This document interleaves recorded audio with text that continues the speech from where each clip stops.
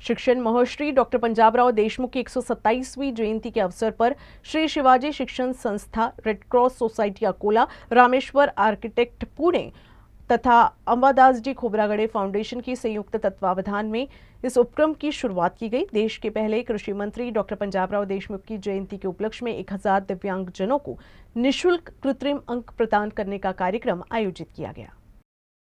इस आयोजन के अंतर्गत जयपुर फूड का वितरण किया जा रहा है। कृत्रिम अंगों का माप लेने के बाद मात्र 3 दिनों के भीतर दिव्यांगजनों को अंग उपलब्ध कराए जा रहे हैं, जिससे उन्हें बड़ी राहत मिली है। इस कृत्रिम अंगों को प्राप्त करने के लिए मध्य प्रदेश, तेलंगाना और राज्य के अन्य दूर दराज क्षेत्रों से भी दिव्यांगजन अमरावती पहुंच रहे हैं। अब तक 850 दिव्यांगजनों ने पंजीकरण कराया है, जबकि 400 से अधिक दिव्यांगजनों को कृत्रिम अंग वितरित किए जा चुके हैं। दरियापुर के एक व्यक्ति का खेत में काम करते समय थ्रेशर मशीन में हादसा हो गया था। तब से वो व्यक्ति हाथ से वंचित था। इस उपक्रम की जानकारी मिलने पर उसने पीडीएमसी अस्पताल से संपर्क किया और मात्र 3 दिनों में उसे कृत्रिम हाथ उपलब्ध कराया गया। इस प्रकार 7 से 8 वर्षों के बाद पहली बार वो दिव्यांग व्यक्ति दूसरे हाथ की अनुभूति करता हुआ दिखाई दे रहा है। शेती काम करताना शेतामध्ये माझा हात हरभरा काळाच्या वेळेस मशीनमध्ये हात कटला।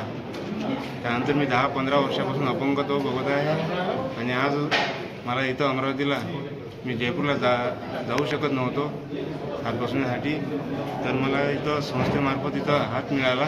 पंजाबराव देशमुख मेमोरियल मेडिकल कॉलेजमध्ये राबवण्याचा विचार केला आणि आमच्या महाविद्यालयाचे अधिष्ठाता डॉक्टर E.T. देशमुख यांचं आम्हाला विशेष सहकार्य लाभलं आणि मला आपल्याला सांगण्यात अत्यंत आनंद होतो आहे की हा आमचा उपक्रम बाकीच्या उपक्रमांपेक्षा थोडा वेगळा आहे।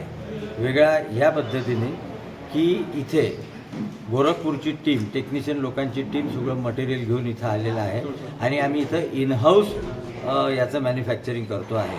म्हणजे पहिल्या दिवशी ज्या दिव्यांग बांधवांनी आम्हाला मापं दिले त्यांना आम्ही 3 दिवसामध्ये जयपूर फूडचं आणि जयपूर हँडचं वाटप कालपासून सुरू केलेलं आहे आणि भाऊसाहेबांच्या आशीर्वादाने 27 डिसेंबरपर्यंत 1000 दिव्यांग बांधवांना जयपूर फूडचं वाटप होईल असा मला विश्वास आहे।